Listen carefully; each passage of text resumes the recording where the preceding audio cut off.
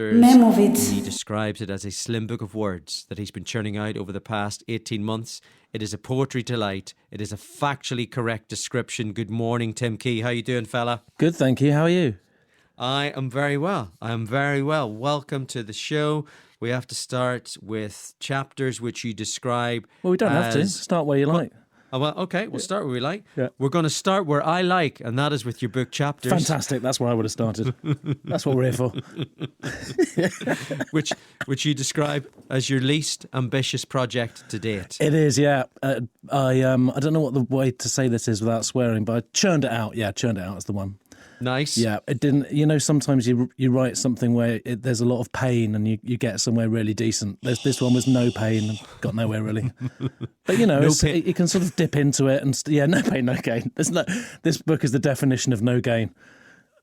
What I quite like about this is if this goes on, Tim, to be an incredible bestseller, that's a big if. Go on. Which if it's critically acclaimed, you will be coming back on here to talk about how no pain, so much gain. It's a good experiment. If this book goes well, then I think a lot of writers could learn from this. No thought went into this at all. I think a lot of writers, sometimes they finish their first draft and then that's where the work starts. But this one finished the first draft and then published it. This clip will now be cut up and used in media university degrees around the world. How not to plug a book. Paddy, it didn't take much time over it. It's out there. It may or may not do well. Well, I think you're doing it a service there. What features more heavily in the book? Is it Jack D or Pret a Manger? Oh, that's a great question. There's a lot of Pret in the book. I don't know. I think that's what a lot of people who read it they focus on the Pret. There's a lot of fat face in the book, and I think there's another thing that I'm always doing in the book. But yeah, Pret. I don't know. It's a big part of my life. You must enjoy Pret. I'm not saying that because you look at like you enjoy Pret, but. I mean, I enjoy bread more than bread enjoys me. Yes, that's a great way of putting it. Yeah, you see, I'm now of an age, Tim, where if I go for the lunchtime sandwich, that potentially could mean a little Bo Peep after lunch. Are you serious? Oh yeah. If I have a little bit of a, if I go too heavy on the bread, it could be a little snooze. Is it? After lunch? Interesting. Well, there's no shame in that. You say what that. What age are you? That. Out of interest. Talk to my wife about that. Am I 53? I'm 53. Well, you look younger than 53. Not by much. Not by much. Not by much. It's that lovely game, isn't it? That whenever people say, how old are? Yeah. So how old are you? And then people go, how old do you think I am? And then what you do is you have to go 5 years younger than you think they are. They then know that you're going 5 years younger. Yeah. So then you have to go 10 years younger in order to hit the sweet spot of 5 years younger. You're like... Well, you know what? We may as well do it. How old do you think I am? 23. So 28. Yeah, I'll take that. Yeah, you see? That's how it works. Has any more Harry Kane poems made it into the book? No Harry Kane poem in this one. I don't think there is.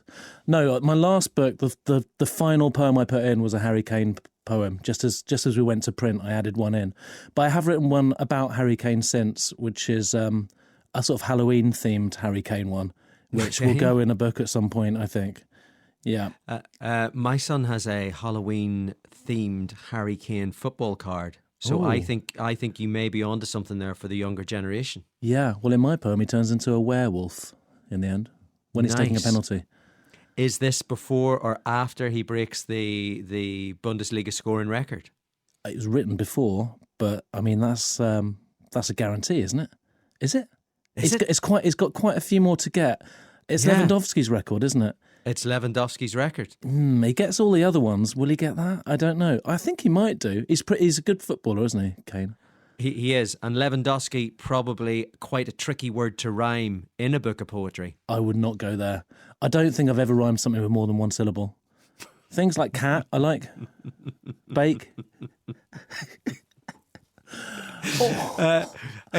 You've spoken in the past about how poetry has kind of given a structure to the stand-up that you previously lacked? Is that? Yeah, this is good. I've got to say, I mean, it's an unfashionable thing to say, but I enjoy being interviewed by you. You do your research. I think that's a really good question. It's true. You're doing fantastically here. That's a good question. That's a bad question. See me after. Yeah. No, it's completely true. I started doing stand-up about 20 years ago. And I mean, long story short, I couldn't really do it. I didn't know quite how to do it. You've done it, haven't you? Does anybody? No. Yeah. But when you started, were you fully formed, and you still do a similar act now to your first 5 gigs, or are there two things unrecognisable? What happens is that for me, the first gig, I genuinely thought that I was fully formed. Yeah. And then as you progress, people then tell you that that's not the case. As good as you thought you were. When you say people, do you mean audiences? I would say audiences and critics. I mean, they're on the same page, aren't they? Usually, those two. I mean, this is the thing. It's the lie that comedians tell each other. Which is what do critics know? Generally, quite a lot. They see quite a lot of comedy, and they have an unbiased opinion of what you're doing. Yeah, and same with audiences. You can't walk off and go, "Dearie me, what are they all about?" You've got to own it, haven't you? I mean, so basically, when I started, I did it about 10 times and died about 7 times, I think, and the other 3 times died slightly worse. And so I sort of quit and went away. And then the next time I did it, I had poems in my pocket. And yeah, like you say, I kind of had this structure. They're like a shield. You can kind of, fall back on them. And, if I'm talking to someone or doing some anecdote or something, I know that I can always just go into my inside pocket and pull out the next poem and get it back on track. Was there poetry whenever you decided to put on a gig in your mate's lounge? Was this Alex? We had Alex Horn on actually a couple of weeks ago. Was this his wedding that you come up with this idea to do the gig in the lounge? This is great. You're absolutely flying here. I went to Alex Horn's wedding, and then I think we were all just hanging around at the bar and just sort of I mean, it's not a massive thing to decide, but we thought we should meet up more often. And then we went to the pub, and I think we decided we wanted to do things, projects. And the first thing we did was we organised a stand-up night in my friend's lounge, and invited 50 people, and each comedian would climb through the window from his garden into the lounge. And Alex Horn was on, Mark Watson, Paul Foot, Trevor Locke. Oh, that's a good lineup. Yeah, we didn't know Paul and Trevor, but we were sort of obsessed, and we used to go and watch them. So then we said, "Can you do this thing in a lounge?" And they did it. So Paul Foot closed it. But yeah, I went on, climbed through the window, and my act was kind of where before it was chaos and I didn't know what I was doing. It was suddenly kind of fully formed. Loved it. One of the greatest joys an audience member can actually give themselves is to go and see Paul Foot when Paul Foot realises that kind of the wheels are coming off, but he's quite enjoying it. Yeah. And then the audience is quite enjoying the fact that he knows that the wheels are coming off, and then the wheels come back on again because he actually knows the wheels are coming off. Yeah, those wheels are all over the place, aren't they? Yeah. I think it's some of the best comedy is when the wheels are flying about a bit. Have you seen his new show? No. Brilliant. Yeah. Okay. It's called Dissolve. It's his best yet. Okay, we got to get into that. Yeah. We got to get into this. Do you regret... I put it to you. Yeah. Yeah. Let's get into regrets. We've done 7 minutes of positivity. and I'm going to ask it. I'm going to ask it in a Jack Nicholson in the Stand type. Do you regret not taking the role of Rat in Wind in the Willows? Wow, what a great question. No, I don't. Because that Rat in Wind in the Willows was an opportunity I had in my final year at university and decided not to. And I think because I decided not to, it meant when I finished university, I still had a sort of itch to scratch. So I think I might, if I'd played Rat, I think it might have all been done and then I'd have got a normal job. And I think because I didn't play Rat, when I finished university, I was sort of still on the hunt for something. And that's kind of how I ended up, well, I went into too deep in the end, and that's why I'm here. So hang on. So we got to talk. So you went to university in Sheffield, and then talk to me about Cambridge Footlights. How did that? How does that work? That is from Cambridgeshire. Lived. Yes. So after university, went back there, and then went to auditioned for a sketch show, and I pretended. I pretended. I don't know. That doesn't matter, does it? Who cares? Water under the bridge. But I pretended I was at Cambridge University to get. Yes, exactly. So I got all of the benefits, but with instead of like a kind of feeling of resentment towards me, it's just complete cachet because I'm an imp who broke through.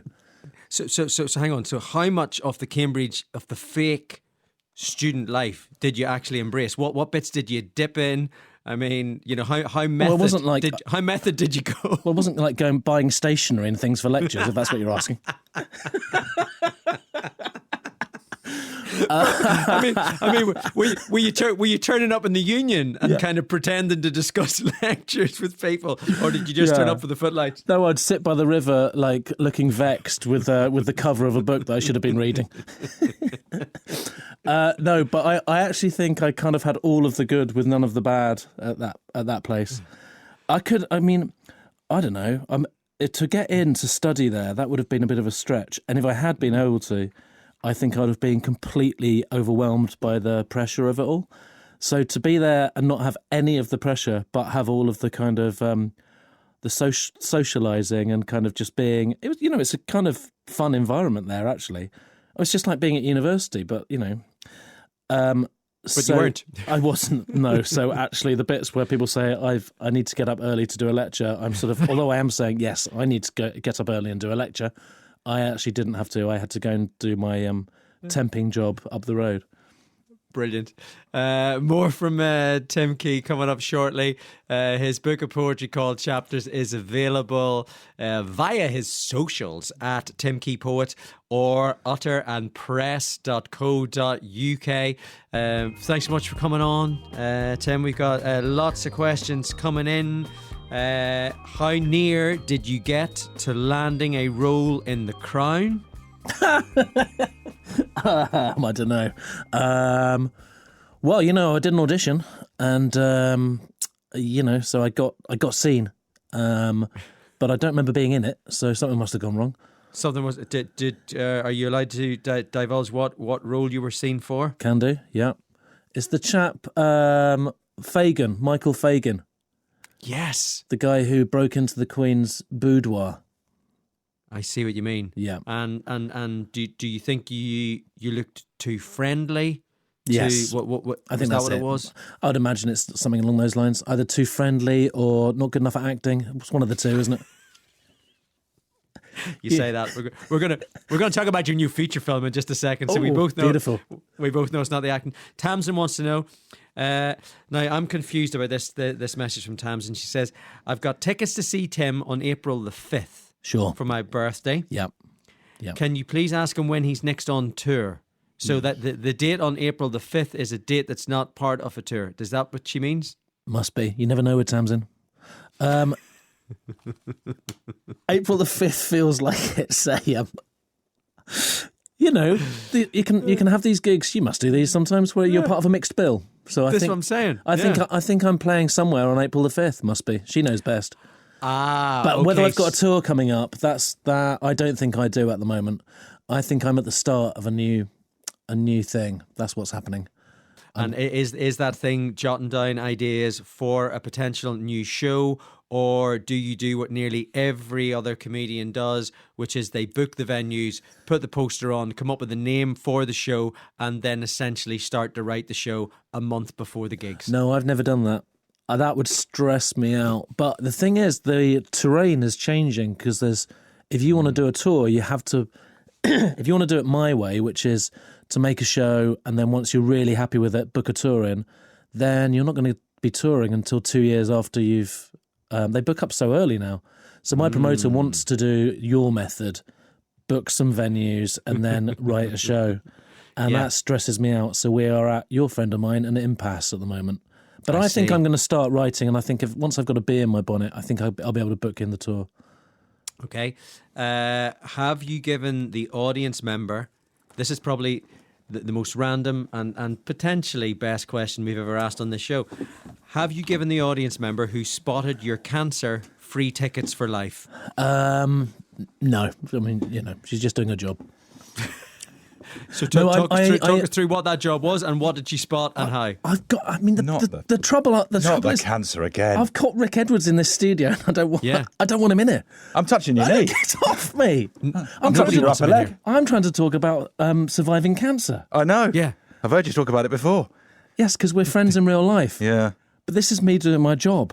Is it? Yeah, like when you do. This can't be a job. It's like when you do fighting talk. You can't be in it. I'm doing that. That's what I'm here to talk about. I'm trying to talk to Patrick Kielty. Right, what's the question again, Patrick? Well, well, until we were just rudely interrupted, I was just trying to find out how a potential life and death event was averted. But clearly, we've got Martin Bayfield. Clearly, we've the got lineup. Stefan Powell. We've got Bianca Westwood, and we've got someone else on Fighting Talk. K-Curd. Right. Well done. Well, I'm done. I'm done. Thanks very much. I'm sure. Nice to see you. I'm sure it's a fantastic show. Yeah. Yeah. I was listen. Well, I mean, I must say, for me, the best incarnation was when Josh Widdicombe hosted it. But I'm more of a Georgie Thompson guy. But okay. you do what you do. Thank you. Welcome to Fighting Talk 20 minutes earlier than advertised, where guests come on and fall out. Look, if we're going to fall out, Rick, I suggest we potentially fall. We'll fall out tomorrow, won't we? Well, look, what I'll do is I'll turn into Stephen Nolan here. This is what I'll do. That's how we fall out. You say that, Rick Edwards, but Manchester United are playing Liverpool tomorrow. I'm supporting Manchester United. Who are you supporting? It's actually an uncannily good impression. I like that. You should do more, Nolan. I'll be supporting Liverpool and going into it feeling very confident. How are you feeling, Paddy? Oh, I'm feeling terrible. Of course you are. I'm not going to lie. You see, my father-in-law, they're all lifelong Wolves fans. There is a chance that Wolves will be going to Wembley and Man United. We've got you at home tomorrow. Is this going to help at all? Well, first thing to point out, my dad is a Wolves fan. So we've got that in common, sort of. Yes. I don't think so. I mean, Old Trafford's a dump, isn't it? Well, I mean, that's why we're potentially going to knock it down. Yeah, I mean, you would agree with me. You would agree. It's no. Well, are you saying it's a dump in terms of the infrastructure and the whole lot, the technical aspect of the location, or is that because what's playing inside it every week is rubbish? All of the above, Paddy. All of the above. Yeah. Can we just sort of find some middle ground and then talk about my melanoma? Yeah, it's good idea actually. So look, I'm gonna segue here. It's a tricky segue. Good luck with this. Here we go. I'm going to segue here from Buckle Manchester up, everyone. You're spoiled for choice here. and Liverpool. I feel that what Manchester United need to do is there's certain parts of that squad that just need to be cut out so that they can continue and blossom with their career. Which brings me on to your melanoma, Tim. Well, can you I talk think to us about that? That was eloquent in the end. I've never really thought of my left leg being like the current Manchester United squad. And yet. I'm touching said leg right now. He's touching it again. Yeah. Do you want to know what happened, Patrick? Of course I do, but it's whether Rick's going to let us. Yeah, go on. I guess I'm going to hear it for the umpteenth time. I was performing my show. Here we go. Yes. Mega Date in the Pleasance in London, in Caledonian Road. And at the end of the show, I am, for various reasons, wearing a little pair of denim shorts and standing in the audience. And then a lady to my left sent an email to my agent saying, fantastic show. In fact, I don't think she did say that. No, that's unnecessary embellishment. I think she said I was at the show, and your client should go to his GP and get that checked out. Went to my GP. GP referred me immediately to the hospital. Went to the hospital. The specialist said, I want to operate on that today to remove it. I couldn't do that because I was playing Norwich that night, doing a gig. I'm not involved in football. And then on the Monday, they removed it, and it was malignant. And to be fair, this lady probably, actually probably saved my life. Save your life. Yep. The thing what's really interesting about this story is that you have just given me a life affirming story about your cancer being cut out. All I'm trying to work out is Why did she not come up to you when you were wearing the denim shorts? Was that, do you You've carry not seen him in the security- shorts, Paddy. Do you carry security No. with you? Or are you standoffish with your audience members to the point where you must be contacted through the agent, Tim? No, I think what it was from her point of view, just a bit of never meet your heroes.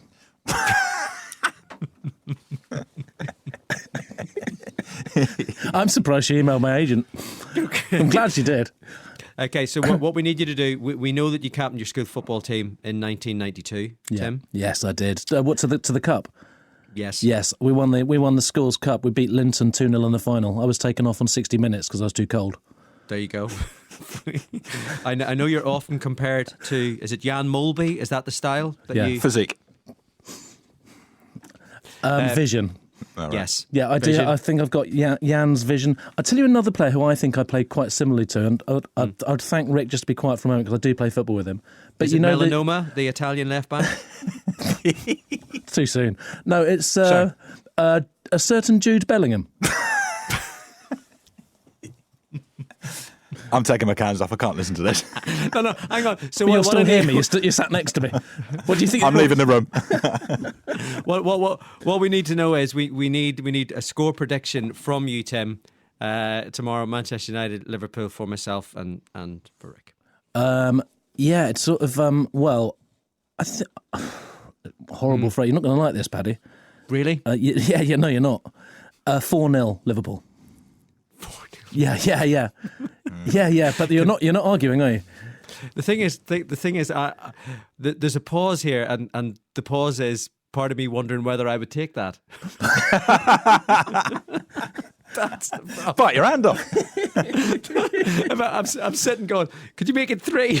Could we do a deal at 3? 4-1 and we walk away. Okay. That is. I'm going to go for. Does it go to penalties tomorrow, Rick, or an extra time, or does it go back to Anfield? What happens? I lose track, to be honest. To be fair, Paddy, I think that's moot. There's a winner on the day. I think there is a winner on the day. Yeah, I think there will be a winner on the day. And Nothing to we're do out with of the time. format. We're out of time. We're out of time there, folks, with that terrible, shocking news. So look, Rick, who have you got coming up, by the way? Sorry, before Tim's cancer so rudely interrupted you. Classic, I know. Again, classic case of Martin Bayfield, big old lump. Bianca Westwood, nice sized lump. I suppose a bit country. Can you stop saying that? Yeah, I know. I'm sorry. And right next to you as well. And then Kay Kurd, and then Stefan Powell. Simple as that. There you go. This has been a delight, guys. If you guys could come back in, we can do this all again next week. I will try to perfect my Stephen Nolan impression. Tim Key. Can I say one thing, Patrick? Because otherwise I'll get told off. More than one thing. Well, only one thing. I've got my radio show comes out on Tuesday, and it's a new series, and I need to, for the love of my producer, just mention that while I'm on air. You just okay. That'll be you've got mad. to wait to be asked. You just got to wait to be asked. You can't just crowbar that stuff in. I've waited for 40 minutes to be asked. Really, Yes. nakedly ambitious. Yes, Paddy. Tim, I just want to say I'm not a publicist. No, you're not. But No. if you could tell us what radio station that is on, Talk and Sport. what time. Oh, there you go. It's on He comes on 5 Live.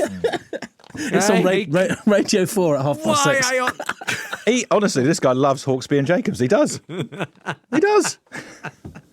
And you do know, Rick, as the host of 5 Live Breakfast, that is what they will be cutting up. I love Hawksby and Jacobs, and they'll be playing that over in TalkSport as a trailer for the rest of the week. Tim's new poetry book chapters is out now. Rick is coming up at the top of the hour with Fight and Talk. It is time to